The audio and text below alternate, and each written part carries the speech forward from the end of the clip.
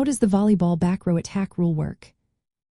Imagine you're in the middle of a fast-paced volleyball game, and suddenly a back row player jumps to spike the ball near the net. But wait, is that legal? How does the back row attack rule really work? Let's break it down so you can understand exactly what players can and cannot do. In volleyball, the court is divided into two zones by an attack line that is 3 meters, or about 10 feet, from the center line.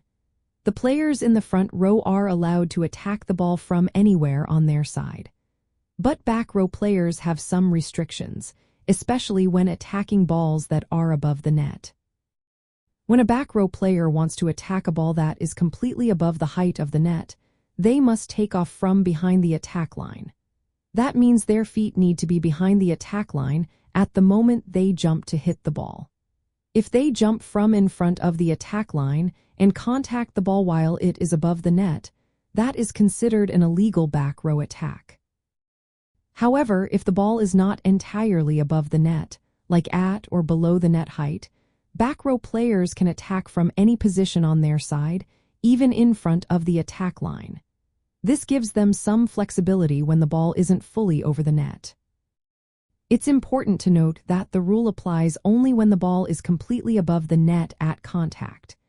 If any part of the ball is at or below the net height, the back row player's position doesn't matter as much.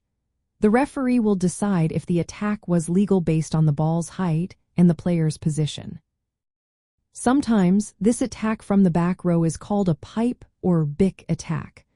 Referees have to watch closely to see if the back row player is jumping from behind the attack line when attacking above the net. If they contact the ball while in front of the line and above the net, it's a fault.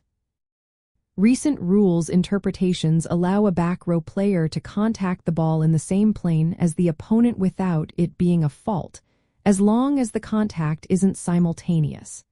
But if the contact isn't at the same time, the referee will call it a fault.